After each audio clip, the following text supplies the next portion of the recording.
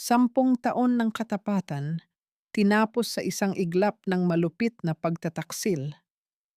Habang nagdiriwang si Gabriel at Isabella sa marangyang handaan, iniwan nilang nag-iisa at sugatan si Nora sa madilim na sulok ng kahirapan. Akala nila ay tapos na ang lahat. Ngunit ang isang aliping inapi ay muling babangon para bawiin ang dangal na kanilang niyurakan. Handa ka na bang makita ang pagbagsak ng iyong maruming kaharian?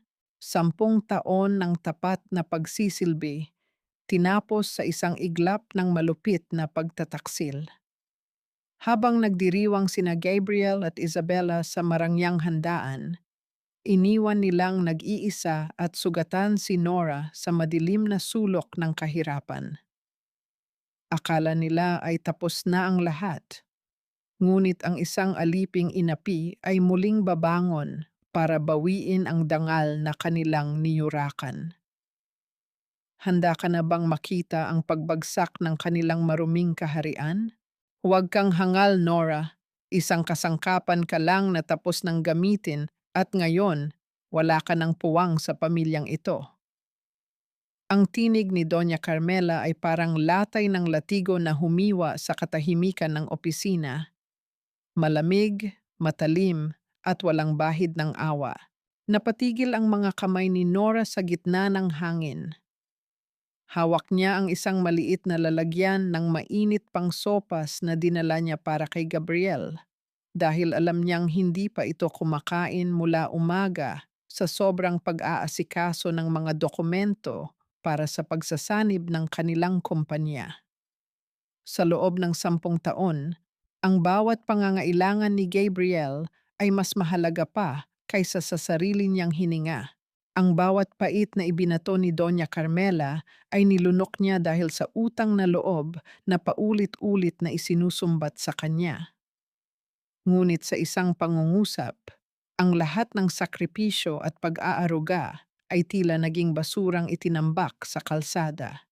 Ang usok mula sa dalang pagkain ay dahan-dahang humalo sa malamig na hangin ng aircon, isang munting paalaala ng malasakit na binalewala. Dahan-dahang lumuwag ang kapit ng kanyang mga daliri hanggang sa ang lalagyan ay bumagsak sa mamahaling alpombra. Walang ingay ang pagkakalaglag nito, ngunit ang pagtapon ng mainit na likido ay tila pagsabog ng kanyang sariling dignidad na niyurakan sa harap ng kanyang mga mata. Hindi makahinga si Nora. Pakiramdam niya ay may mga kamay na bumabalot sa kanyang leeg, unti-unting pinipiga ang natitira niyang lakas. Ang kanyang lalamunan ay tila napuno ng mga bubog, tuyo at mahapdi na pumipigil sa anumang salita na nais niyang bitawan. Ang panginginig ng kanyang mga tuhod ay hindi niya mapigilan, parang isang pundasyon ng gusali na unti-unting gumuho matapos ang isang malakas na lindol. Ang bawat tibok ng kanyang puso ay isang matinding kirot na gumuguhit mula sa kanyang dibdib hanggang sa bawat dulo ng kanyang himaymay. Tumingin siya kay Gabriel na nakatayo malapit sa bintana, nakatalikod at nakatanaw sa malayo. Ang lalaking pinag-alayan niya ng kanyang kabataan, ang lalaking lihim niyang minahal sa bawat gabing puyat sila sa trabaho, ay hindi man lang lumingon. Ang malapad nitong balikat na dati ay simbolo ng kanyang kaligtasan, ngayon ay tila isang pader na bato na naghihiwalay sa kanila habang buhay. Gabriel, ang tanging lumabas sa kanyang nangangatal na labi, isang pagsamo na humihingi ng kahit katiting na pagtatanggol. Ngunit ang sagot na nakuha niya ay mas malupit pa kaysa sa anumang sampal. Ibigay mo na ang susi ng opisina at ang iyong access badge kay Isabella, Nora. Tapos na ang tungkulin mo rito. Masyado ka ng maraming alam at ang presensya mo ay nakakasira lamang sa imahe ng pamilyang Romano. Ang boses ni Gabriel ay walang emosyon, parang nagbabasa lamang ng isang malamig na kontrata. walang bahid ng pagkakaibigan, walang anino ng pinagsamahan. Sa sandaling iyon, ang mundo ni Nora ay tuluyang nagdilim.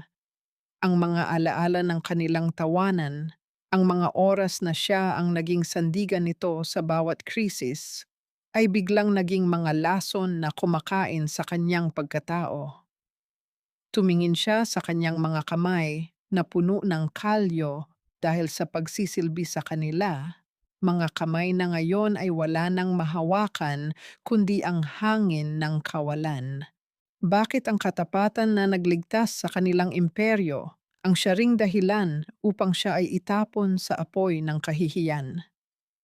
Paano naging ganito kabilis ang pagkalimot sa isang pusong walang ibang hangad, kundi ang kanilang kabutihan? Huwag kang umiyak na parang batang inagawan ng candy, Nora. Isang tawag ko lang sa mga tauhan ko sa ospital. Masisiguro kong ang huling hininga ng iyong nanay ay magaganap bago pa man lumubog ang araw. Ang boses ni Doña Carmela sa kabilang linya ng telepono ay walang bahid ng pag-aalinlangan. Bawat salita ay may lason ng pagbabanta. Napatitig si Nora sa bakanting higaan sa loob ng kanilang maliit na barong-barong. Ang kumot na dati ay maayos na nakatiklop ay nakasabog sa sahig, at ang amoy ng paboritong pabango ni Nanay Elena na hinalo sa amoy ng lumang kahoy ay tila isang multong yumayakap sa kanya. Kararating lang niya mula sa masakit na pagtataboy ni Gabriel, dala ang pag-asang makakahanap ng kanlungan sa piling ng ina, ngunit tanging katahimikan at ang magulong paligid ang sumalubong sa kanya. Ang lamig ng semento sa ilalim ng kanyang mga paa ay gumagapang paakyat sa kanyang buong katawan. Tila nagyayelo ang kanyang daloy ng dugo. Maawa po kayo, Doña Carmela. Wala pong kinalaman ang nanay ko rito. Gagawin ko ang lahat. Huwag niyo lang siyang sasaktan. Pagsamo ni Nora, ang kanyang boses ay halos isang bulong na lamang dahil sa luhang bumabara sa kanyang lalamunan. Ang kanyang mga kamay ay mahigpit na nakakapit sa gilid ng mesa hanggang sa mamuti ang kanyang mga kuko, sinusubukang pigilan ang pagguho ng kanyang buong pagkatao. Ang lahat, Nora, kahit ang talikuran ang iyong dangal? Isang mapait na tawa ang kumawala sa kabilang linya. Huwag mong kalilimutan kung sino ang kumuha sa iyo sa kalsada noong ikaw ay isang marungis na bata pa lamang. Ang bawat butil ng kanin na kinain mo, ang bawat gamot na ininom ng iyong ina ay galing sa bulsa ng mga Romano. Panahon na para bayaran mo ang iyong utang na loob. Hindi nagtagal, isang marangyang sasakyan ang huminto sa tapat ng kanilang bahay. Bumaba si Isabella, ang kanyang mga takong ay lumilikha ng matatalim na tunog sa tuyong lupa. Bawat hakbang ay tila isang pagtapos sa huling piraso ng pag-asa ni Nora. May dala itong isang folder na itim, puno ng mga dokumentong naglalaman ng mga pekeng pirma at mga gawang-gawang kwento ng pagnanakaw sa Romano Group. Pirmahan mo ito, Nora, utos ni Isabella, sabay hagis ng folder sa ibabaw ng maruming mesa. Aminin mong ikaw ang kumuha ng pondo ng kumpanya. Aminin mong niloko mo si Gabriel. Kapalit nito, ibabalik namin ang nanay mo sa ospital at titiyakin naming makukuha niya ang operasyong kailangan niya. Tumingin si Nora sa panulat na nakalagay sa harap niya. Ang bawat titik ng kanyang pangalan na isusulat niya sa papel na iyon ay magsisilbing pako sa kanyang sariling krus. Ito ang katapusan ng kanyang pangalan, ang katapusan ng anumang pag-asang muling makuha ang tiwala ni Gabriel. Ang kanyang puso ay tila pinipiga ng isang higanteng kamay. Bawat pintig ay nagdadala ng matinding hapdi na tila sinusunog ang kanyang dibdib. Ang kanyang isipan ay lumipad sa mga sandaling tinuruan siya ni Nanay Elena na maging tapat. Ang mga gabing ipinagdarasal nilang dalawa ang kabutihan ng pamilya Romano. Ngunit ngayon, ang katapatang iyon ang siyang ginagawang sandata laban sa kanya. Ang pait ng kawalang katarungan ay mas matindi pa sa anumang pisikal na sakit na naranasan niya. Dahan-dahang hinawakan ni Nora ang panulat. Ang kanyang daliri ay nanginginig. Bawat galaw ay parang may mabigat na kadenang nakagapos. Nang dumampi ang tinta sa papel, naramdaman niya ang unti-unting pagkamatay ng kanyang kaluluwa. Sa bawat kurit ng kanyang lagda, tila naririnig niya ang pagbasag ng mga pangarap na binuo niya sa loob ng 10 taon. Nang matapos ang huling titik, kinuha ni Isabella ang folder ng may mapang-uyam na ngiti. Matalinong bata. Ngayon, umalis ka na rito bago pa dumating ang mga pulis. At huwag na huwag kang magtatangkang lumapit kay Gabriel dahil sa oras na makita kanya, ang mukha ng isang magnanakaw na lamang ang makikita niya. Iniwan si Nora na nakatayo sa gitna ng kanyang gumuguhong mundo. Ang kanyang mga mata ay tuyo na sa sobrang pag-iyak, ngunit ang loob niya ay isang karagatan ng pighati. Paano niya malalampasan ang gabi na wala ang kanyang ina at bitbit ang isang kasalanang hindi naman niya ginawa? Isang malakas na katok sa pinto ang bumasag sa kanyang pagmumuni-muni. Hindi ito ang malambot na katok ni Nanay Elena, kundi isang autoritatibong tunog na nagpapabilis ng tibok ng kanyang puso. Ang lamig ng ulan ay hindi sapat upang palamigin ang apoy ng pait na naglalagablab sa aking dibdib. Isang pabulong na daing ang kumawala sa mga labi ni Nora habang nakakulong siya sa loob ng isang maliit at abandonadong apartment sa liblib na bahagi ng Bulacan. Ang bawat patak ng ulan na tumatagos sa butas-butas na bubong ay lumilikha ng isang paulit-ulit na tunog sa plastik na timba na kanyang inilagay sa sahig. Ang tunog na iyon ay tila isang orasan na nagbibilang ng bawat sandali ng kanyang pagdurusa. Sa loob ng silid na amoy amag at luma, ang tanging liwanag ay nagmumula sa isang maliit na telebisyon na may malabong signal. Doon, nakita niya ang mukha ni Gabriel, ang lalaking kanyang buhay, na nakangiti habang katabi si Isabella sa isang marangyang pagtitipon bago ang kanilang kasal. Ang kislap ng mga diamante sa leeg ni Isabella ay tila mga talim na sumasaksak sa mga mata ni Nora. Habang ang dalawa ay umiinom ng mamahaling alak, si Nora naman ay nagtitiis sa isang pirasong tinapay na ilang araw na ring naninigas.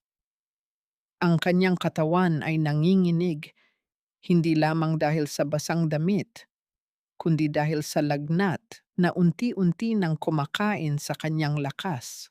Inilabas niya ang kanyang lumang laptop mula sa kupas na bag. Ito na lamang ang tanging alas na hawak niya, ang mga kopya ng tunay na transaksyon na magpapatunay na ang mga Romano ay ninanakawan ng sarili nilang pamilya. Ngunit sa tuwing titingnan niya ang mga numerong ito, naalala niya ang banta ni Doña Carmela tungkol sa kanyang ina. Ang katotohanan ay isang mabigat na pasanin na tila gustong bumasag sa kanyang mga balikat. Sa gitna ng kadiliman at panghihina, dahan-dahang humilig si Nora sa malamig na pader. Upang maibsan ang takot na bumabalot sa kanya, sinimulan niyang awitin ang isang lumang hele. Ito ang awit na itinuro sa kanya ni Gabriel noong mga bata pa sila. Noong mga panahong hindi pa ito ang CEO ng isang malaking kumpanya, kundi ang batang lalaking nangako na hinding-hindi siya iiwan. Ang bawat nota ng hele ay puno ng pait at pangungulila. Ang kanyang tinig ay nanginginig sa pagitan ng bawat hikbi. Gabriel, bakit mo hinayaang maging ganito tayo? tanong niya sa hangin, bagaman alam niyang walang sasagot. Ang anino ng kanyang nakaraan ay tila mga multong sumasayaw sa mga dingding, nagpapaalala sa kanya ng bawat sakripisyong ginawa niya para sa isang pamilyang itinuring siyang kaaway sa huli. Ang kanyang lagnat ay lalong lumala. Ang paningin niya ay nagsisimula ng lumabo. Sa kanyang pagkahilo, tila nararamdaman niya ang init ng kamay ni Gabriel na humahaplos sa kanyang noo. Ngunit alam niyang ito ay isang malupit na biro lamang ng kanyang imahinasyon. Ang tanging totoo ay ang lamig ng gabi at ang kawalan ng katiyakan kung sisikat pa ba ang araw para sa kanya. Isang serye ng mabibigat na paghampas sa pintuan ang biglang bumasag sa katahimikan ng gabi. Ang tunog ay hindi katulad ng banayad na pagkatok ng isang kaibigan. Ito ay mapang-utos at puno ng panganib. Napatayo si Nora kahit na umiikot ang kanyang paligid. Ang kanyang puso ay tila gustong tumalon palabas ng kanyang dibdib sa tindi ng kaba. Mula sa maliit na siwang ng bintana, nakita niya ang isang anino ng lalaking nakasuot ng itim na Amerikana, nakatayo sa gitna ng malakas na ulan. Sino ang makakahanap sa kanya sa liblib na lugar na ito? Ang mga tauhan ba ni Doña Carmela na narito upang tapusin ang kanyang buhay o isang multo mula sa kanyang nakaraan na hindi pa tapos maningil? Dahan-dahang humawak si Nora sa hawakan ng pinto. Ang kanyang hininga ay pigil habang ang bawat kalamnan sa kanyang katawan ay nakahanda sa anumang mangyayari. Hindi mo ba naiintindihan, Gabriel? Magnanakaw siya. Isang ahas na pinakain natin sa sarili nating hapag. Pero sa huli ay tinuklaw tayo sa likod ng walang pasabi. Ang boses ni Isabella ay puno ng poot habang pilit niyang ipinapakita ang mga pekeng dokumento ng transaksyon sa harap ni Gabriel. Nakatitig lamang si Gabriel sa malaking bintana ng kanyang opisina, ngunit hindi ang tanawin ng naglalakihang mga gusali ang kanyang nakikita. Ang kanyang mga mata ay nakatuon sa isang maliit at tuyong mantsa ng kape sa gilid ng kanyang mesa. Isang mantsa na hindi sana mananatili doon kung narito pa si Nora.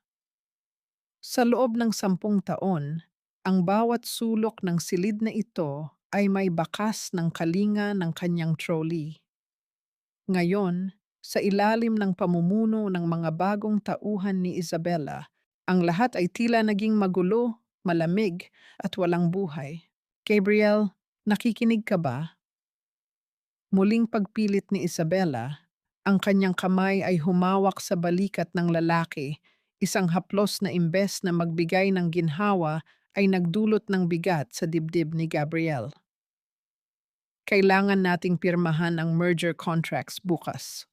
Ito ang tanging paraan para malinis ang pangalan ng Romano Group mula sa dumi na iniwan ng babaeng iyon. Dahan-dahang inalis ni Gabriel ang kamay ng kanyang dalaga. Hindi ganoon magsulat si Nora. Ang tanging lumabas sa kanyang mga labi, ang kanyang boses ay malalim at puno ng pag-aalinlangan. Binuksan niya ang folder na naglalaman ng kanyang resignation letter. Ang kanyang mga daliri ay dahan-dahang dumaan sa ibabaw ng lagda ni Nora. Sa loob ng isang dekada, kabisado ni Gabriel ang bawat kurit ng panulat ng babae. Maayos, matatag, at may paninindigan. Ngunit ang lagdang nasa harap niya ngayon ay nanginginig.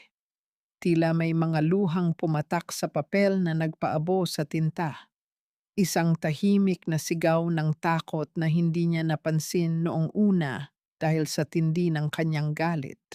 Ang bawat alaala ng kanilang pagsasama ay nagsimulang bumalik sa kanyang gunita, tila isang pelikulang pilit na pinuputol ang kanyang puso.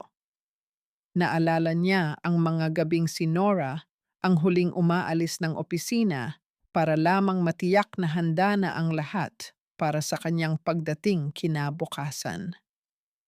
Naalala niya ang mga sandaling hindi siya makakain dahil sa problema at si Nora ay tahimik na maglalapag ng kanyang paboritong pagkain ng walang hinihinging kapalit. Isang ahas ba ang magsasakripisyo ng sarili niyang kalusugan para lamang sa tagumpay ng kumpanyang ito? Bulong ni Gabriel sa kanyang sarili habang ang kanyang puso ay nagsisimulang bumitak. Ang pader ng galit na kanyang itinayo ay unti-unting ginigiba ng isang katotohanang ayaw niyang tanggapin, na baka ang taong pinaka-pinagkakatiwalaan niya ay biktima ng isang mas malalim at mas madilim na laro. Pumasok si Doña Carmela sa silid. Ang kanyang marangyang alahas ay kumikinang sa ilalim ng ilaw, ngunit ang kanyang mga mata ay kasing lamig ng bakal. Gabriel, huwag mong hayaang lamunin ka ng emosyon. Ang utang na loob natin sa pamilya ni Isabella ang nagpapanatili sa atin sa itaas. Huwag mong sirain ang lahat dahil lamang sa isang trolley na wala namang ibang ginawa kundi gamitin tayo. Hindi sumagot si Gabriel, ngunit ang kanyang panga ay nagngit-ngit. May isang bagay sa loob niya ang nagsasabing, ang bawat salita ng kanyang ina ay isang manipulasyon, isang matamis na lason na matagal na niyang iniinom. Nang makaalis ang dalawang babae, dahan-dahang binuksan ni Gabriel ang drawer ng kanyang mesa, isang lugar na tanging si Nora lamang ang may susi. Sa ilalim ng mga lumang folder, nakakita siya ng isang maliit na piraso ng papel, isang note na nakasulat sa code na sila lamang dalawa ang nakakaalam simula noong bata pa sila. Ang kanyang hininga ay napatigil nang mabasa ang nakasulat. Ang kaligtasan ng aking ina ay ang aking katahimikan. Huwag kang magtiwala sa mga nakangiti sa iyo, Gabriel. Sa sandaling iyon, ang hinala ni Gabriel ay naging isang matinding takot. Hindi siya niloko ni Nora. Si Nora ang niloloko ng mga taong malapit sa kanya. Ang kanyang mga kamay ay nanginginig habang hinahawakan ang kanyang telepono. Kailangan niyang mahanap si Nora bago maging huli ang lahat. Bakit niya hinayaang umabot sa puntong ito? Bakit naging mas mahalaga ang kumpanya kaysa sa babaeng palaging nasa tabi niya? Isang anonymous video ang biglang pumasok sa kanyang inbox. Sa panginginig ng kanyang mga daliri, pinindot niya ang play. Ang kanyang buong mundo ay tila huminto nang makita ang nanay ni Nora, si Nanay Elena, na nakakulong sa isang madilim na silid, umiiyak at humihingi ng tulong. Paano ko nabulag ang aking sarili sa harap ng iyong katapatan habang ang bawat luha mo ay naging tuntungan ng kanilang kasamaan? Ang tanong na ito ay paulit-ulit na humahampas sa isipan ni Gabriel, mas masakit pa kaysa sa malakas na buhos ng ulan na sumasampal sa salamin ng kanyang sasakyan. Ang bawat paggalaw ng wiper ng kanyang kotse ay tila isang metrong bumibilang sa bawat segundong nawawala siya sa tabi ni Nora. Hawak ni Gabriel ang manibela ng ganoon na lamang kahigpit hanggang sa mamuti ang kanyang mga kasukasuan, habang ang kanyang puso ay tila isang batingaw na mabilis na tumitibok sa kaba at pagsisisi. Ang liwanag ng mga streetlight na nadadaan niya ay nagmimistulang malabong guhit ng ginto sa gitna ng kadiliman, isang kabalintunaan sa dilim na bumabalot sa kanyang konsensya. Sir, na-trace na namin ang pinagmulan ng video.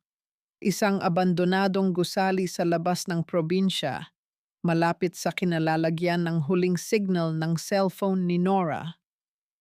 Ang boses ng kanyang pinagkakatiwalaang investigador sa kabilang linya ay puno ng pagmamadali. Bilisan nyo. I want my men there in 10 minutes. Huwag nyo silang sasaktan hanggat wala ako. pero tiyakin ninyong walang makakatakas. Utos ni Gabriel, ang kanyang boses ay nanginginig sa pagitan ng galit at takot. Habang nagmamaneho sa gitna ng baha at madilim na kalsada, napatingin si Gabriel sa upuan sa kanyang tabi. Ang upuan na madalas ay okupado ni Nora. Tila nakikita pa rin niya ang anino nito, hawak ang kanyang tablet, mahinahon na nagpapaalala sa kanya ng kanyang mga schedule, habang ang katotohanan ay tinitiyak nito ang bawat hakbang ng kanyang tagumpay. Isang maliit na hairpin ang nakita ni Gabriel na nakasingit sa gilid ng upuan, isang simpleng bagay na naiwan ni Nora. Kinuha niya ito at hinawakan ng mahigpit. Ang matulis na dulo nito ay bumaon sa kanyang palad, ngunit ang sakit na iyon ay wala pa sa kalingkingan ng hapdi na nararamdaman niya sa kanyang dibdib. Patawad, Nora. Patawad dahil mas pinili kong maniwala sa dugo kaysa sa puso mo. Bulong niya sa gitna ng dagundong ng kulog. Ang bawat kidlat na gumuguhit sa langit ay tila nagpapakita ng mukha ni Nora na puno ng pighati noong huling beses niya itong itinaboy. Ang kanyang isipan ay pilit na binubura ang imahe ni Isabella at ng kanyang ina. Ang pag-ibig na akala niya ay nararapat ay isa lamang palang huwad na ginto, at ang tunay na kayamanan ay ang babaeng hinayaan niyang masaktan sa ngalan ng isang huwad na dangal. Sa bawat minutong lumilipas, ang takot na baka huli na ang lahat ay unti-unting lumalamon sa kanyang pag-asa. Nakarating si Gabriel sa tapat ng isang madilim at tila gumuguhong apartment complex. Ang amoy ng basang semento at kalawang ay humahalo sa lamig ng gabi. Walang ibang liwanag kundi ang mula sa kanyang sasakyan na nagbibigay ng nakakatakot na anino sa mga pader na puno ng bitak. Dahan-dahan siyang bumaba. Ang kanyang mamahaling sapatos ay lumulubog sa putik. Bawat hakbang ay tila isang paglapit sa kailaliman ng katotohanan. Mula sa itaas na palapag, narinig niya ang isang mahinang tunog. Hindi ito sigaw, kundi isang hikbi na pilit na kinikimkim, isang boses na kilalang-kilala ng kanyang kaluluwa. Ang kanyang puso ay tila tumigil sa pagtibok. Nora, tawag niya, ngunit ang hangin lamang ang sumasagot sa kanya.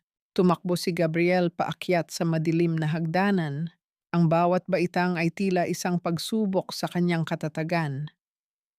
Nang marating niya ang tapat ng isang pinto na bahagyang nakabukas, napatigil siya. Ang liwanag ng isang maliit na kandila sa loob ay nagpapakita ng isang silid na walang laman, kundi isang lumang higaan at mga gamit na nakakalat sa sahig. Ngunit wala doon si Nora. Ang tanging nandoon ay ang kanyang laptop na nakabukas pa, at sa screen nito ay ang isang mensahe na hindi pa naipapadala. Gabriel, kahit sa huling sandali, ikaw pa rin ang ipinagdarasal ko. Naramdaman ni Gabriel ang biglang paglamig ng kanyang batok. Isang marahas na kaluskos mula sa likuran ang nagpalingon sa kanya. Masyado kang mabilis para sa sarili mong ikabubuti, Gabriel. Hindi ba itinuro sa iyo ni Doña Carmela na ang labis na pag-usisa ay nakamamatay? Ang boses na yon ay hindi nagmula sa isang estranghero, kundi mula kay Mang Cardo, ang tapat na driver ng kanyang ina sa loob ng 2 dekada. Dahan-dahang humarap si Gabriel. Ang kanyang hininga ay naging mabigat na tila may nakadagan na malaking bato sa kanyang dibdib.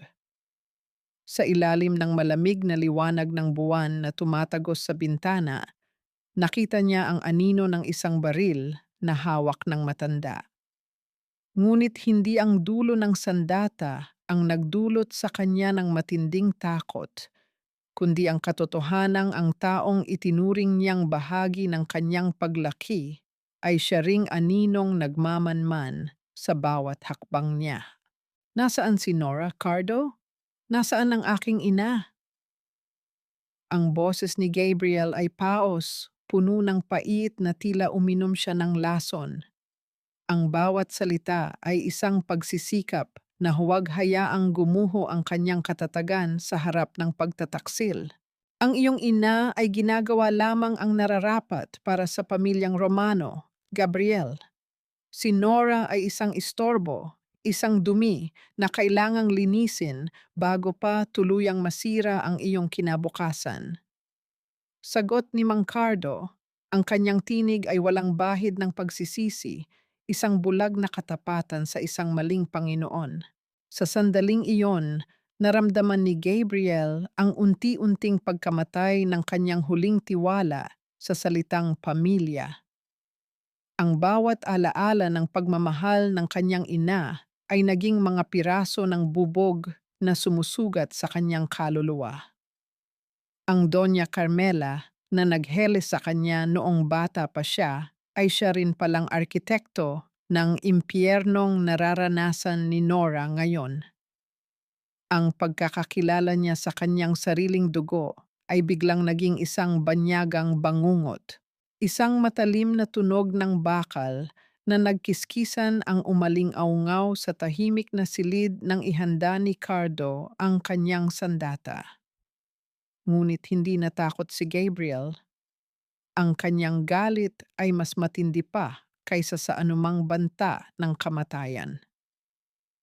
Ang bawat pintig ng kanyang puso ay sumisigaw ng pangalan ni Nora, isang pangakong hindi niya bibitawan kahit na ang sarili niyang ina ang maging hadlang. Kung sasaktan niyo siya, sisiguraduhin kong walang matitira sa pangalang Romano na pinoprotektahan niyo. Panta ni Gabriel. Ang kanyang mga mata ay nagliliyab sa gitna ng kadiliman. Hindi mo kailangang dumanak ang dugo, Cardo. Sabihin mo sa akin kung nasaan siya. Isang sandaling katahimikan ang bumalot sa kanila. Tanging ang tunog ng ulan sa labas ang nagbibigay ng ingay. Nakita ni Gabriel ang pag-aalinlangan sa mga mata ng matanda. Marahil ay naisip nito ang batang Gabriel na dati nitong kalaro.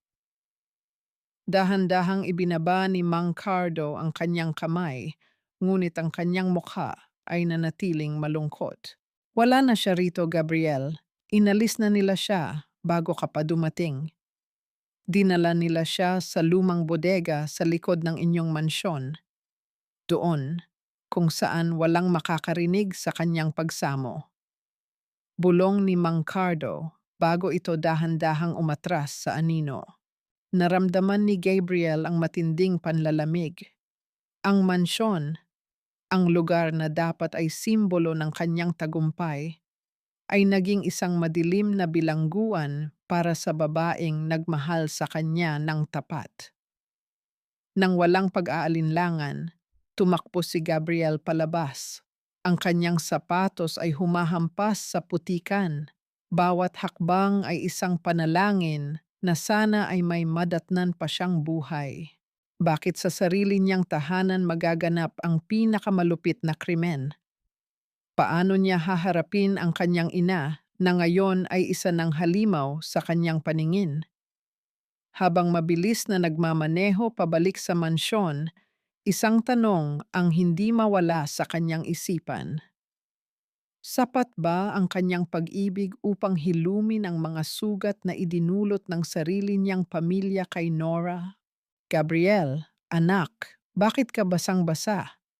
Halika, magpalit ka muna ng damit at ipaghahanda kita ng mainit na tsa. Ang boses ni Doña Carmela ay kasing tamis ng pulot. Tila walang nangyayaring masama habang nakaupo siya sa kanyang paboritong selyon sa gitna ng marangyang sala ng mansyon. Napatigil si Gabriel sa pintuan.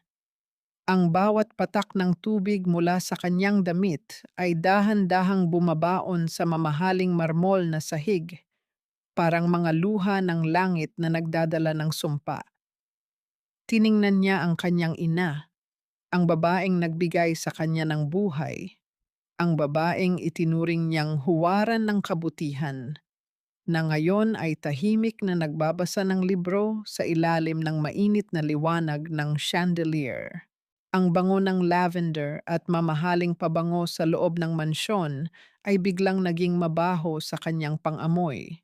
Tila amoy ng isang nabubulok na sikreto na matagal nang itinago sa ilalim ng mga hiyas at seda. Nasaan si Nora, ma?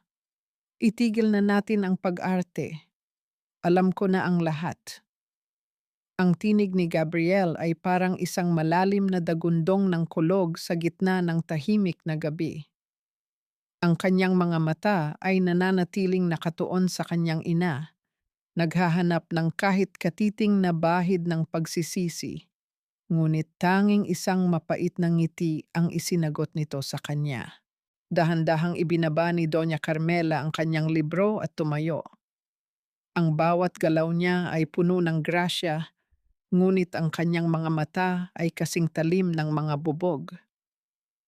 Ginawa ko ang lahat ng ito para sa iyo, Gabriel, para sa ating kumpanya, para sa ating pangalan. Ang isang tulad ni Nora ay hindi nararapat sa mundong kinatatayuan mo. Isa lamang siyang alikabok na dapat nating ipagpag para manatili tayong malinis. Naramdaman ni Gabriel ang matinding paninikip ng kanyang dibdib, tila may mga kamay na bakal na pumipiga sa kanyang puso hanggang sa ito ay dumanak ng pait. Ang kalinisan ba ng pangalan ay mas mahalaga kaysa sa buhay ng isang tao?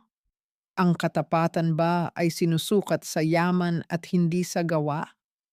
Sigaw ni Gabriel, ang kanyang boses ay yumanig sa mga dingding ng mansyon na punong-puno ng mga larawan ng kanilang masayang pamilya. Isang kasinungalingang ngayon ay tuluyan ng nabura. Huwag kang maging mahina, Gabriel. Ang mga Romano ay hindi yumuyuko sa damdamin. Isang malakas na sampal ang ibinigay ni Doña Carmela sa kanyang anak. Ang tunog nito ay umaling-aungaw sa buong sala na sinundan ng isang nakakabinging katahimikan. Hindi gumalaw si Gabriel. Ang init ng sampal ay hindi niya nararamdaman dahil ang lamig ng pagtataksil ng sarili niyang ina ay mas matindi pa sa anumang pisikal na sakit. Nang hindi nagsasalita, tinalikuran niya ang kanyang ina at mabilis na tumakbo patungo sa likod ng mansyon sa madilim at lumang bodega kung saan ang mga alaala ng kanyang pagkabata ay nakatago. Ang bawat hakbang niya sa basang damuhan ay tila isang pagtakbo palayo sa kanyang lumang buhay. Nang marating niya ang bodega, ang pinto ay nakakandado ng mabigat na kadena. Gamit ang lahat ng kanyang lakas at ang puot na nag-aalab sa kanyang mga ugat, hinila niya ang hawakan hanggang sa ang bakal ay bumigay. Lumilikha ng isang matinding tunog na tila isang daing ng katarungan. Sa loob, ang amoy ng alikabok at luma ay sumalubong sa kanya. Sa isang madilim na sulok, nakita niya ang isang figura na nakahandusay sa malamig na semento. Ang puso ni Gabriel ay tila tumigil sa pagtibok. Nora, pabulong niyang tawag. Ang kanyang boses ay nanginginig sa takot. Dahan-dahan niyang nilapitan ang babae. Si Nora ay maputla. Ang kanyang mga labi ay nangingitim sa lamig at ang kanyang hininga ay halos hindi na marinig. Ang kanyang mga kamay ay nakatali ng magaspang na lubid na nag-iwan ng mga pulang marka sa kanyang balat. Sa gitna ng kanyang kawalan ng malay, ang mga daliri ni Nora ay mahigpit na nakakapit sa isang maliit na krus na ibinigay sa kanya ni Gabriel noong sila ay nagsisimula pa lamang sa kumpanya. Niyakap ni Gabriel ang malamig na katawan ni Nora. Ang kanyang mga luha ay pumatak sa pisngi ng babae. Gising, Nora. Andito na ako. Patawarin mo ako. Hindi na kita iiwan. Isang mahinang ungol ang kumawala sa mga labi ni Nora Ang kanyang mga mata ay dahan-dahang bumukas, ngunit hindi si Gabriel ang kanyang nakita. Gabriel, tumakas ka.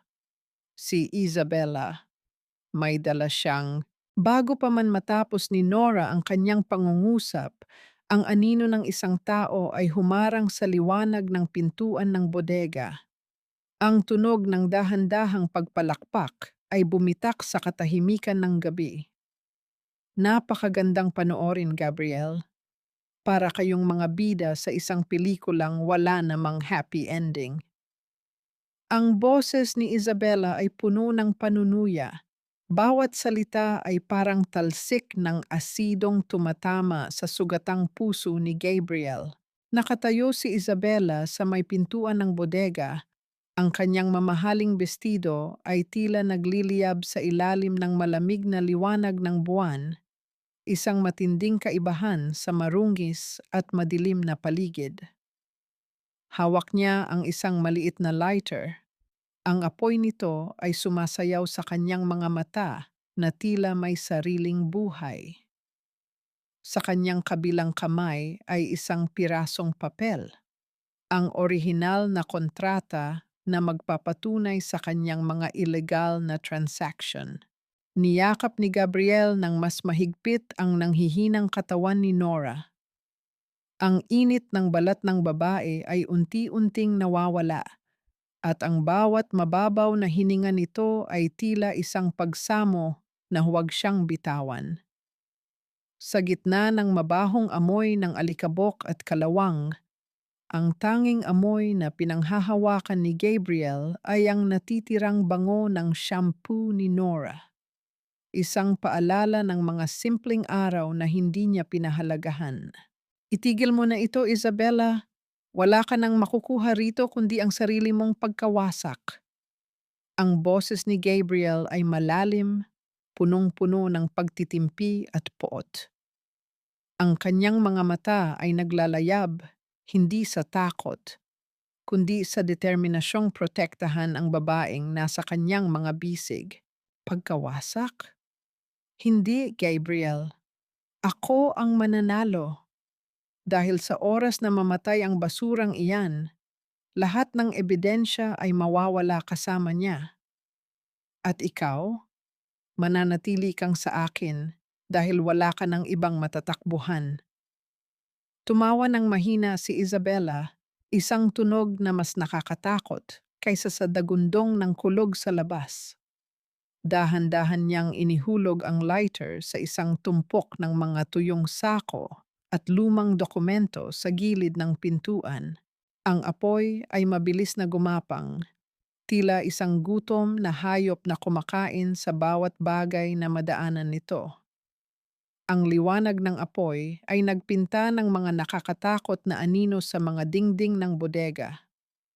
Ang init ay nagsimulang sumakal sa kanilang hininga at ang makapal na usok ay dahan-dahang bumabalot sa silid. Naramdaman ni Gabriel ang panginginig ni Nora.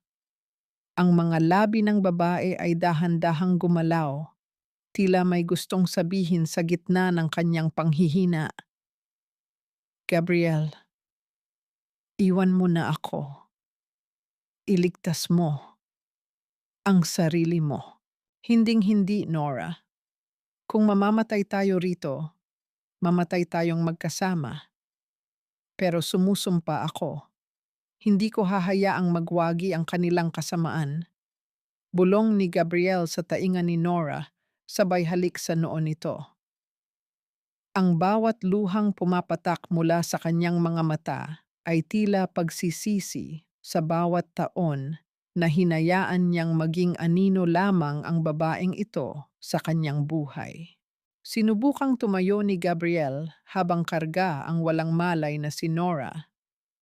Ang bawat hakbang niya ay isang pakikipagbuno sa bigat ng katawan ng babae at sa kapal ng usok na humaharang sa kanyang paningin. Ang apoy ay nasa pagitan na nila at ng tanging lagusan. Sa kabilang bahagi ng apoy, nakita ni Gabriel ang mukha ni Isabella. Hindi na ito ang mukha ng babaeng nais niyang pakasalan, kundi isang halimaw na nilikha ng kasakiman at inggit. Ngunit bago pa man tuluyang makalayo si Isabella, isang matatag na anino ang humarang sa kanya mula sa labas. Isang matandang lalaki ang pumasok sa gitna ng naglalagablab na apoy. Ang kanyang mukha ay puno ng uling at pawis, ngunit ang kanyang mga mata ay puno ng katarungan. Si Mang Cardo. Bitbit niya ang isang malaking telang basa at isang mahalagang folder na itim. Sir Gabriel, dito, gamitin niyo ito. Ang sigaw ng matanda ay bumasag sa dagundong ng apoy. Ngunit sa gitna ng kaguluhan, isang bahagi ng kisame ng lumang bodega ang nagsimulang mag-ingay, tila bibigay na sa tindi ng init. Paano makakalabas si Gabriel kasama ang nanghihinang si Nora kung ang tanging lagusan ay tuluyan ng nilalamon ng apoy? At ano ang nilalaman ng folder na dala ni Mang Cardo na tila ikinagulat ng husto ni Isabella? Sa isang iglap, ang lahat ng yaman at kapangyarihan ay nagiging abo, ngunit ang isang pusong tapat ay hindi kailanman kayang sunugin ng apoy. Ang kaisipang ito ang tanging nagpapanatili sa katinuan ni Gabriel habang ang paligid niya ay unti-unti nang nilalamon ng nagngangalit na kulay kahel na liwanag. Naramdaman ni Gabriel ang matinding paghampas ng init sa kanyang balat. Tila libu-libong karayom ang tumutusok sa kanyang katawan. Ang makapal at maitim na usok ay dahan-dahang sumasakal sa kanyang baga. Bawat hininga ay isang pakikipaglaban para sa buhay. Ngunit sa gitna ng panganib, ang tanging mahalaga sa kanya ay ang bigat ni Nora sa kanyang mga bisig.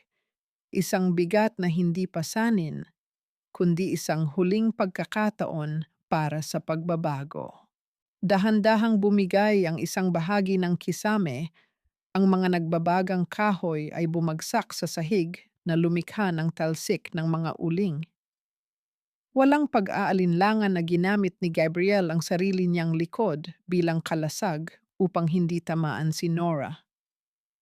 Isang matinding hapdi ang gumuhit sa kanyang balikat nang madampian ito ng init, ngunit hindi siya dumaing. Ang kanyang mga mata ay nanatiling nakatuon sa pintuan kung nasaan si Mang Cardo. Dito, Sir Gabriel! Takpan niyo ang inyong mga ilong! Isang basang kumot ang ibinalot ni Mang Cardo sa kanilang dalawa ni Nora.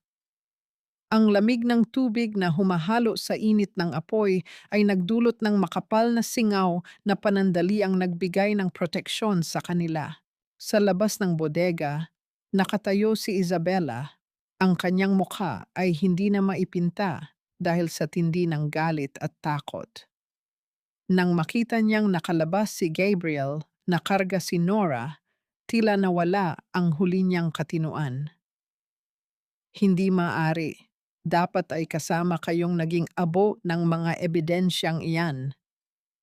Sigaw niya habang pilit na inaagaw ang itim na folder mula kay Mang Cardo. Huli na ang lahat, Isabella.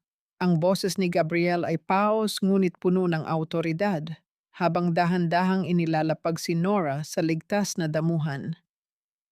Ang folder na iyan ay hindi lamang naglalaman ng mga peking dokumento. Nariyan din ang mga ebidensya ng pagkidnap niyo kay Nanay Elena at ang mga lihim na bank account na ginamit niyo ni Mama para ubusin ang pondo ng Romano Group. Namilog ang mga mata ni Isabella. Ang kanyang panginginig ay hindi na maitago. Ang folder na dala ni Mang Cardo ay ang susi ng katotohanan na matagal nang itinago ni Doña Carmela sa isang lihim na vault sa mansyon. Isang vault na tanging ang tapat na Draper lamang ang nakakaalam kung paano buksan. Cardo, bakit? Ang tanging naibulalas ni Isabella. Dahil ang katapatan ko ay sa pamilya Romano, hindi sa mga halimaw na sumisira rito. Sagot ng matanda ng may dignidad. Hindi na naghintay si Gabriel. Mabilis niyang binuhat muli si Nora at isinakay sa kanyang sasakyan. Ang mukha ng babae ay maputla pa rin at ang kanyang mga daliri ay malamig na tila yelo. Sa bawat segundong lumilipas, nararamdaman ni Gabriel ang takot na baka ang tagumpay niyang ito ay wala ng saysay kung mawawala ang tanging taong nagbigay ng kahulugan sa kanyang buhay. Nora, lumaban ka. Please, lumaban ka para sa akin. Bulong ni Gabriel habang mabilis na nagmamaneho patungo sa pinakamalapit na ospital. Ang kanyang mga luha ay malayang pumatak, humahalo sa uling at pawis sa kanyang pisngi. Sa likuran, ang liwanag ng apoy mula sa bodega ay dahan-dahang humihina dahil sa lakas ng ulan, ngunit ang pagsabog ng katotohanan ay kasisimula pa lamang. Ang sirena ng mga pulis ay nagsisimula na ring marinig mula sa malayo patungo sa mansyon kung nasaan ang reyna ng mga dula-dulaan, si Doña Carmela. Nang marating ang emergency room, mabilis na kinuha ng mga nurse si Nora mula sa mga bisig ni Gabriel. Habang tinitingnan niya ang dahan-dahang pagsasara ng pinto ng puting silid, naramdaman ni Gabriel ang isang matinding panghihina. Napaupo siya sa sahig ng ospital. Ang kanyang mamahaling Amerikana ay punit-punit at marungis, isang anino ng dati niyang pagkatao. Isang kamay ang pumatong sa kanyang balikat. Si Mang Cardo. Nagawa niyo na ang tama, Sir Gabriel. Ang Diyos na ang bahala sa natitira. Ngunit sa gitna ng kanyang pagdarasal, isang doktor ang lumabas mula sa silid. Ang mukha ay seryoso at puno ng pag-aalala. Kayo ba ang kamag-anak ng pasyente? May kailangan kayong malaman tungkol sa kalagayan ni Nora. Ang bawat patak ng swero na dahan-dahang pumapasok sa iyong mga ugat ay tila isang paalaala ng bawat segundong kinuha ko sa iyo, Nora. At ang bawat segundong iyon ay isang utang na kahit ang buong yaman ng mga Romano ay hindi kayang bayaran.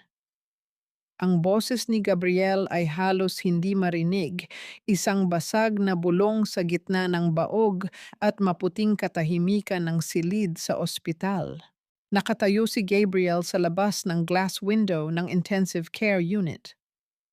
Ang kanyang mga kamay, na nakabalot sa puting benda dahil sa mga pasong natamo mula sa apoy, ay dahan-dahang dumampi sa malamig na salamin. Sa loob, ang maliit at tila nawawala sa gitna ng mga makina na katawan ni Nora ay nananatiling walang kibo. Ang bawat mahina at mekanikal na tunog ng monitor na nagpapakita ng tibok ng puso ni Nora ay tila isang mabigat na martilyo na tumatama sa konsensya ni Gabriel. Lumapit ang doktor. Ang mga yabag nito ay lumilikha ng isang mapurol na tunog sa malinis na sahig. Mr. Romano, kailangan nating maging tapat. Ang pinsala sa kanyang mga baga dahil sa usok ay malubha, ngunit ang mas ikinababahala namin ay ang panghihina ng kanyang buong katawan. Batay sa aming pagsusuri, matagal nang nagtitiis ang pasyente sa matinding stress at kakulangan sa nutrisyon. Tila matagal na niyang pinapabayaan ang sarili niyang kalusugan para sa ibang bagay. Naramdaman ni Gabriel ang isang matalim na kirot sa kanyang lalamunan. Alam niya kung para saan ang pagpapabayang iyon. Para sa kanya, para sa mga Romano, para sa mga gabi na hindi ito natutulog para lamang matapos ang mga report na kailangan niya. Ang katapatan ni Nora ay hindi lamang isang serbisyo. Ito ay isang dahan-dahang pagpapakamatay na hindi niya napansin dahil masyado siyang nakatuon sa sarili niyang rurok. At may isa pa, pagpapatuloy ng doktor, ang tinig ay puno ng pag-aalangan. Dahil sa matinding trauma na dinanas niya, Ang kanyang puso ay nasa ilalim ng kondisyong tinatawag nating broken heart syndrome. Ang kanyang katawan ay sumusuko na, hindi dahil hindi niya kaya, kundi dahil tila wala na siyang dahilan upang gumising pa. Napahilig si Gabriel sa pader. Ang kanyang mga tuhod ay tila naging malambot na kandila. Ang bawat salita ng doktor ay isang hatol ng kamatayan sa kanyang pagkatao. Pinatay niya ang espiritu ng babaeng nagmahal sa kanya bago pa man tangkaing sunugin ng kanyang pamilya ang katawan nito. Sa gitna ng kanyang paghihinagpis, naramdaman niya ang panginginig ng kanyang cellphone sa bulsa.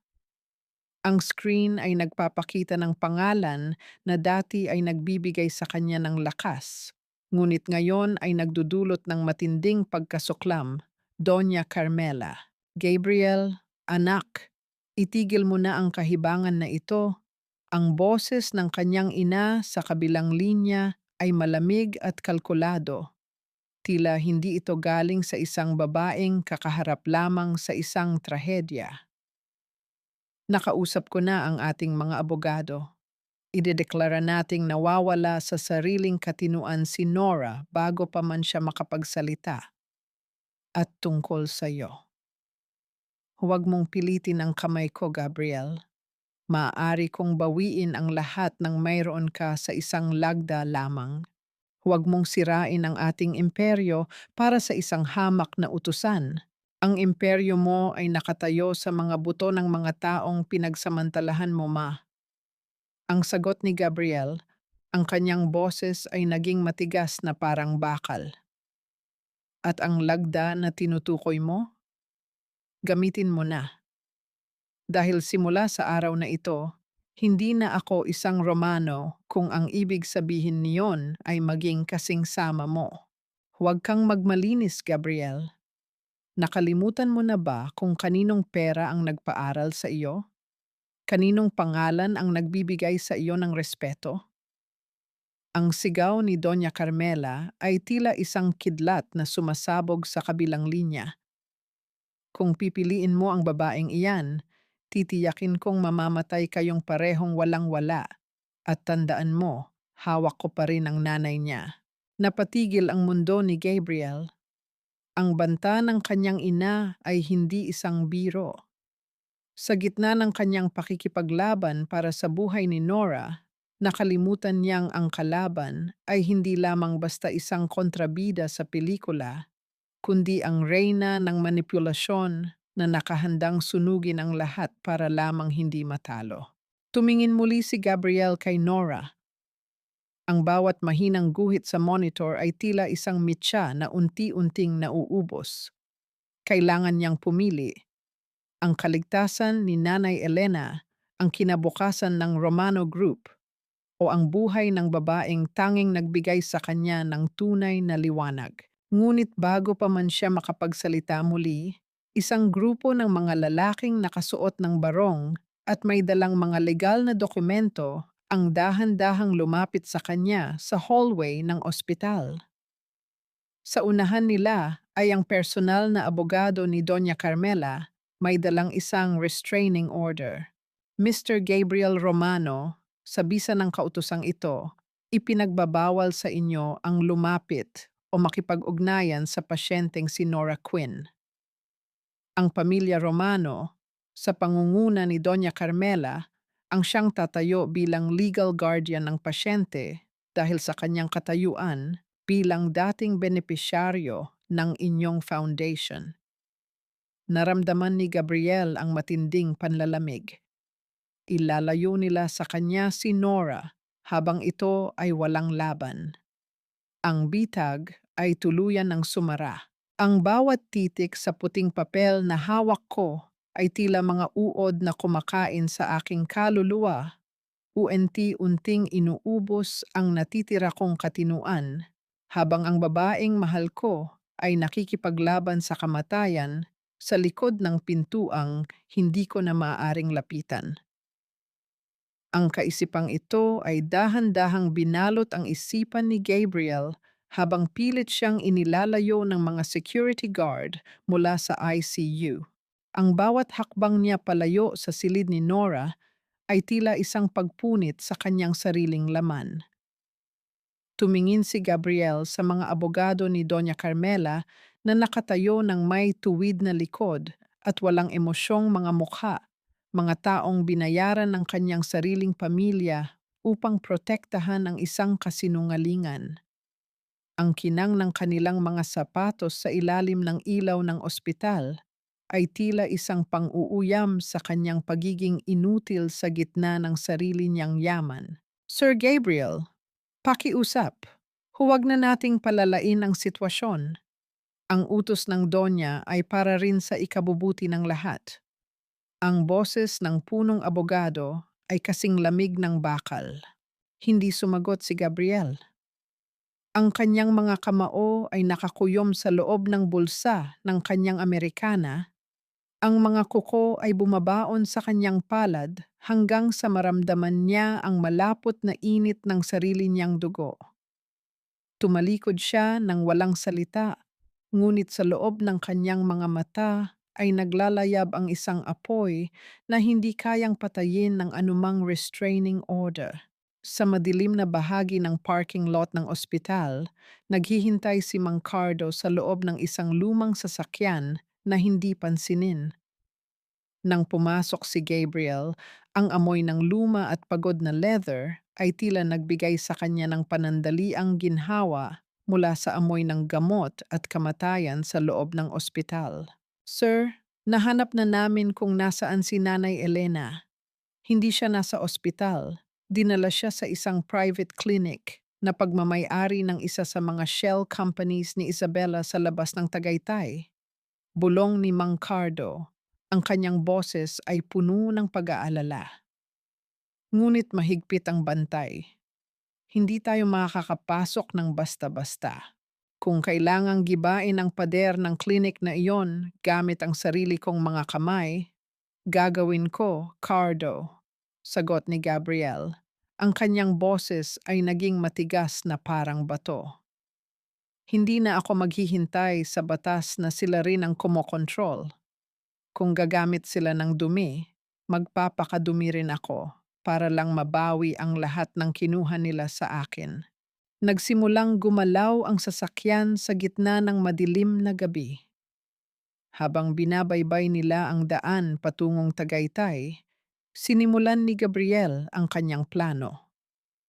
Gamit ang kanyang sariling laptop, isa-isa niyang pinasok ang mga lihim na file ng Romano Group na tanging siya lamang ang nakakaalam. Ang bawat pirma ni Doña Carmela, ang bawat illegal na transfer ni Isabela, lahat ng ito ay dahan-dahan niyang tinitipon. Ito ang kanyang magiging sandata, ang kanyang paraan upang wasakin ang imperyong naging bilangguan ni Nora. Ngunit sa gitna ng kanyang pakikipaglaban sa harap ng screen, isang tawag ang pumasok sa kanyang telepono mula sa isang hindi kilalang numero. Ang kanyang hininga ay napatigil. Gabriel, anak.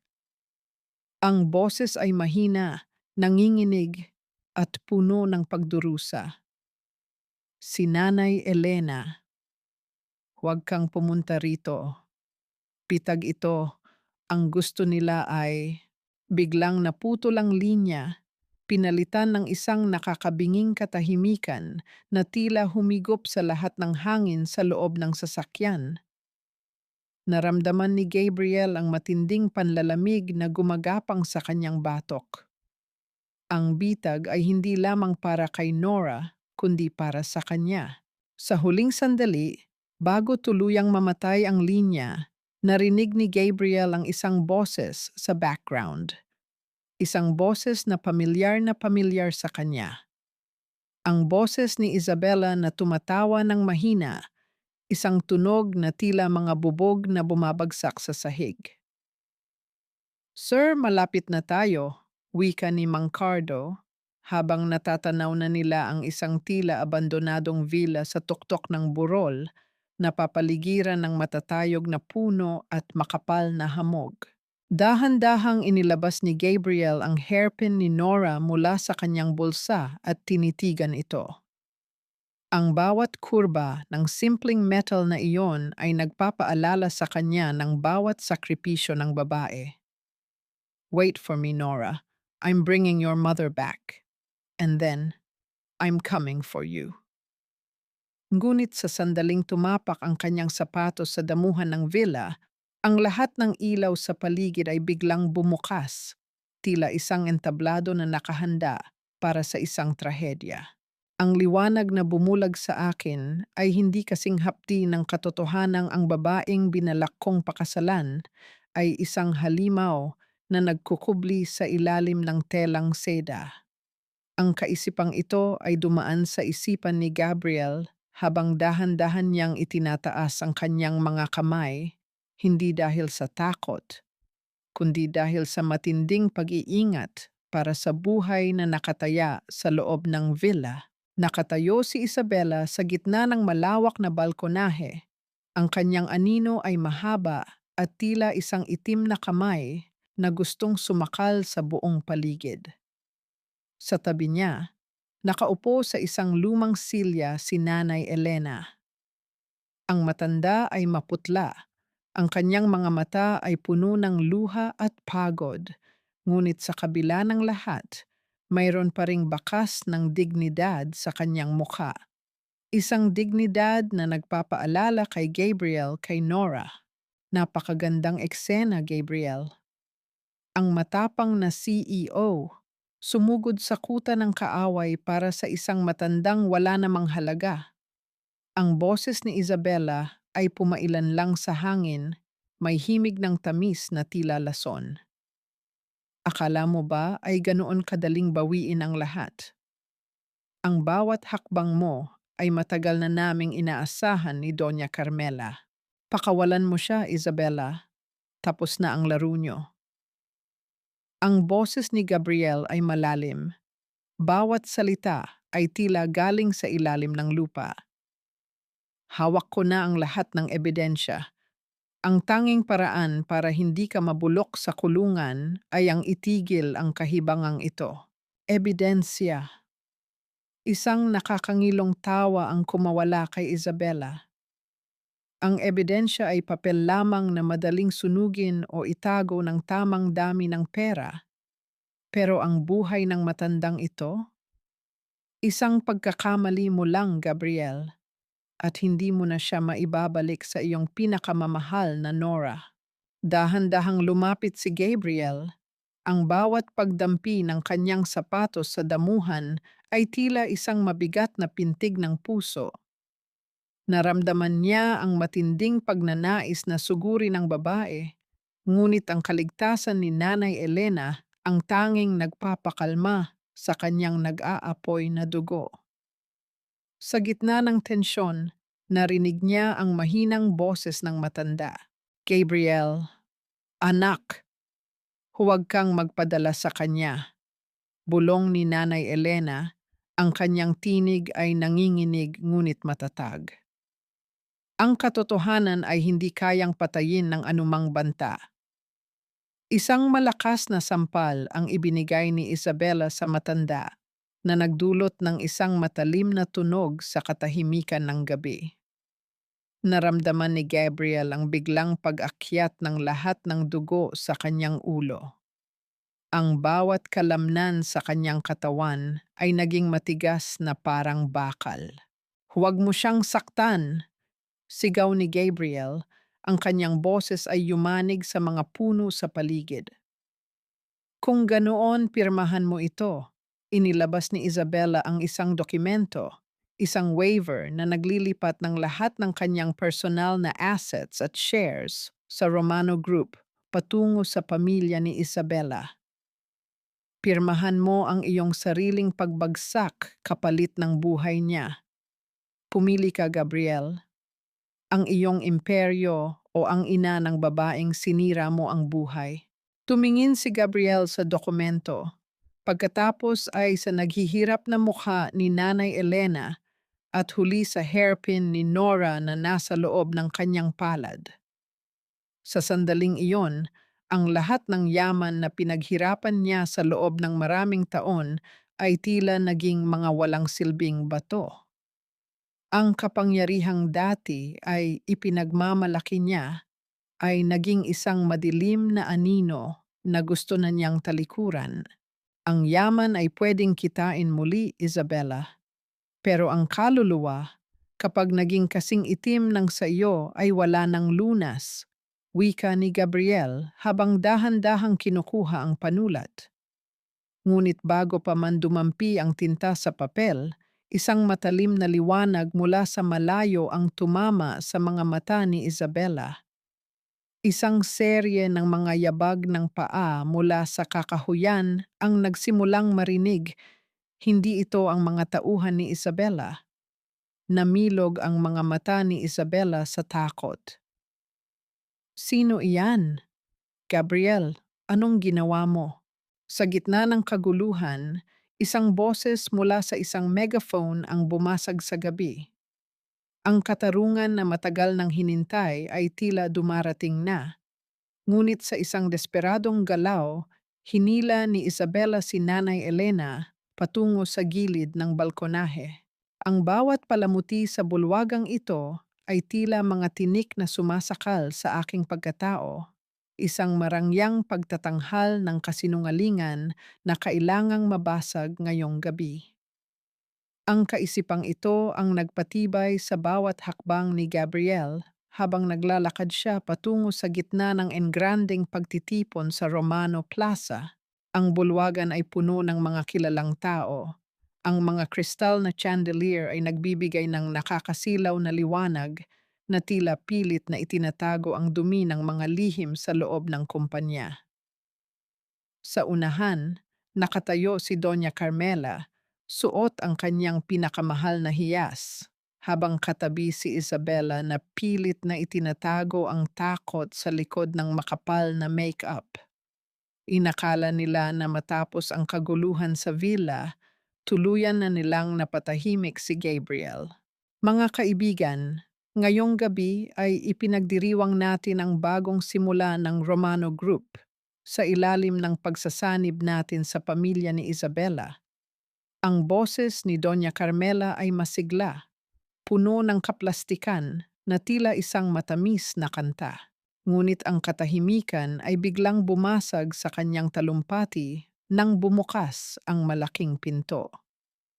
Pumasok si Gabriel, hindi suot ang kanyang mamahaling Amerikana, kundi ang barong na may mantsa pa ng uling at ulan mula sa nagdaang gabi.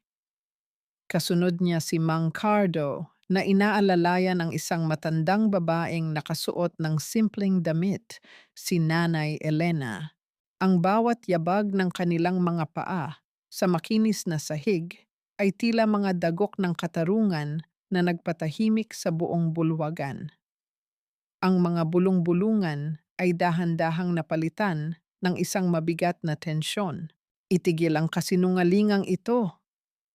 Ang sigaw ni Gabriel ay yumanig sa mga kristal na dekorasyon. Ang kanyang mga mata ay direktang nakatingin sa kanyang ina. Ang poot at pait ay hindi na maikubli. Ang bagong simulang sinasabi mo, Ma, ay nakatayo sa paghihirap ng isang tapat na tao. Nakatayo ito sa pandaraya, pagkidnap, at pagtatangka sa buhay. Namilog ang mga mata ng mga bisita. Mabilis na kumilos si Gabriel patungo sa projector screen ng bulwagan. Gamit ang isang maliit na device, inilabas niya ang mga bank records, ang video confession ng mga tauhan ni Isabella, at ang mga tunay na kontrata na nagpapatunay na ang merger ay isang planong nakawan ang sarili nilang mga investors. Gabriel, anong kahibangan ito? Umalis ka rito! Ang sigaw ni Doña Carmela, ang kanyang mukha ay naging maputla na tila isang bangkay. Sinubukan niyang lapitan ang kanyang anak, ngunit humarang si Nanay Elena. Ang bawat luhang ibinuhos ng anak ko ay sisingilin ng katotohanan ngayong gabi, Doña Carmela. Ang boses ni Nanay Elena ay mahina Ngunit may awtoridad na nagpatahimik sa reyna ng mansyon.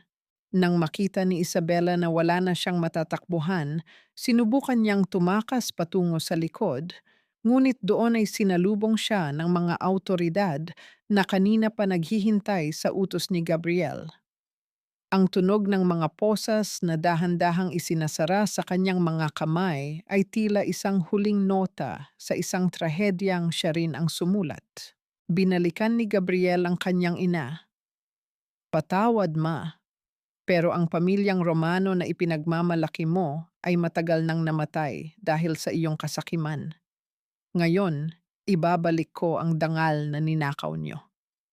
Matapos ang kaguluhan, nang ang lahat ng bisita ay nagsimula ng umalis at ang mga pulis ay dinala na ang mga may sala, naiwan si Gabriel sa gitna ng bakanteng bulwagan. Hindi siya nakaramdam ng tagumpay. Tanging isang matinding pangungulila ang bumalot sa kanya. Mabilis siyang bumalik sa ospital patungo sa silid ni Nora. Ang bawat hakbang niya sa pasilyo ay tila isang paglipad patungo sa tanging liwanag na natitira sa kanya. Nang buksan niya ang pinto, nakita niyang dahan-dahang gumagalaw ang mga daliri ni Nora. Ang mga mata nito ay dahan-dahang bumukas at sa unang pagkakataon, ang kanyang paningin ay nagtagpo sa mga mata ni Gabriel.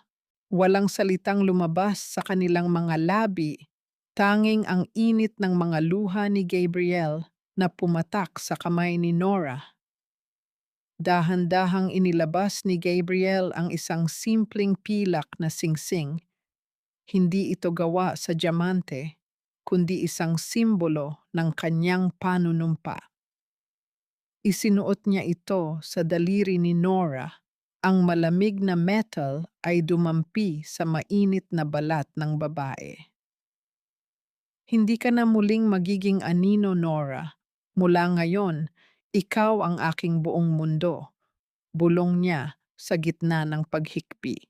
Ang bawat sinag ng araw na tumatago sa bintana ng ospital ay tila isang banayad na haplos ng tadhana, nagpaparamdam na ang mahabang gabi ng pagdurusa ay tuluyan na ngang natapos.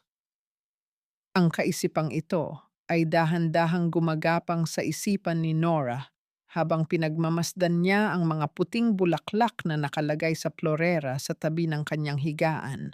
Hindi na amoy gamot at kamatayan ang paligid. Ngayon, ang bango ng mga sariwang rosas at ang amoy ng nilagang luya ay nagbibigay ng bagong pag-asa. Dahan-dahang iginalaw ni Nora ang kanyang mga daliri. Naramdaman ang bigat, ngunit kasama nito ang init ng isang kamay na hindi bumitaw sa kanya sa loob ng maraming araw. Nakatunghay si Gabriel sa gilid ng kanyang kama, mahimbing na natutulog habang ang kanyang ulo ay nakasandal sa gilid ng kutsyon. Ang dati nitong maayos na buhok ay magulo na ngayon at ang kanyang mukha ay bakas ng matinding pagod at puyat. Sa sandaling iyon, hindi nakita ni Nora ang makapangyarihang CEO ng Romano Group. Ang nakita niya ay ang lalaking naglakbay sa gitna ng apoy para lamang iligtas siya. Isang mahinang paggalaw mula sa pintuan ang nagpalingon kay Nora. Pumasok si Nanay Elena, dala ang isang mangkok ng mainit na soup.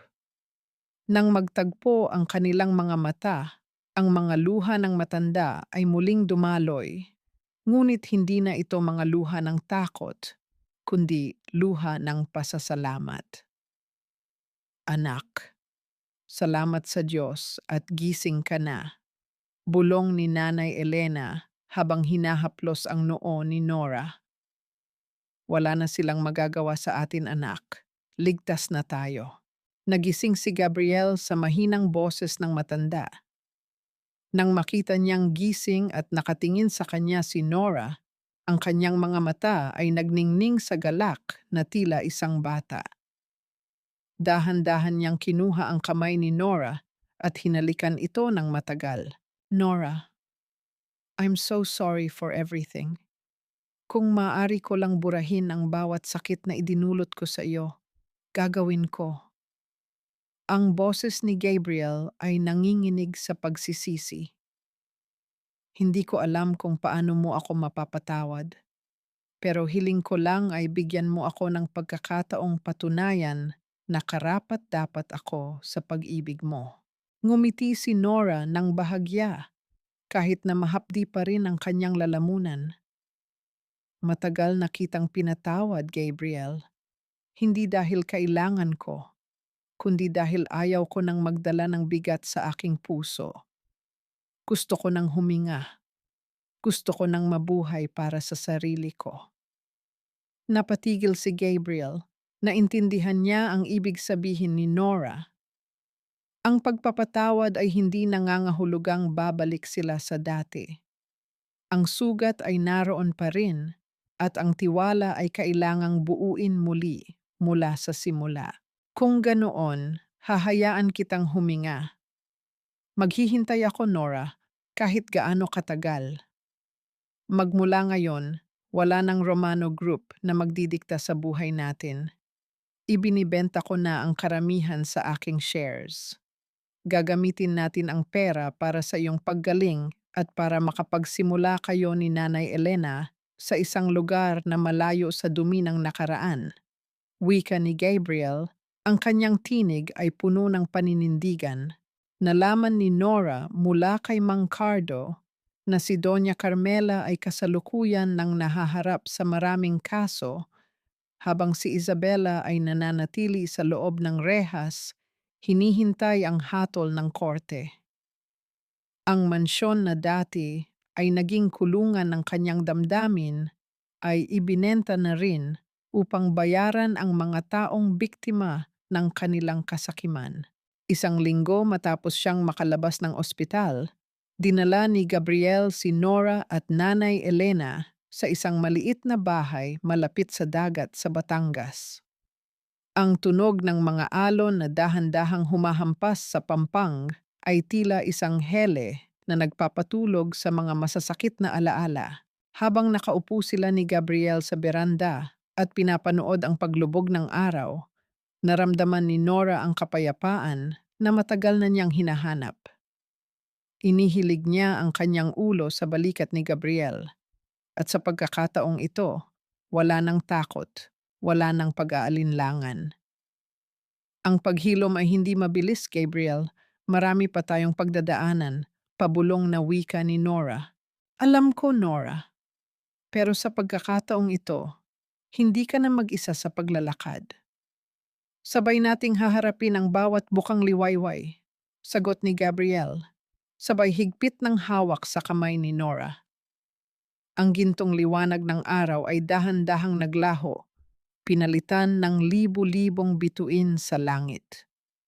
Ngunit sa puso ni Nora at Gabriel, ang tunay na liwanag ay kasisimula pa lamang sumikat. Isang liwanag na hindi na muling mabubura ng anumang anino ng nakaraan.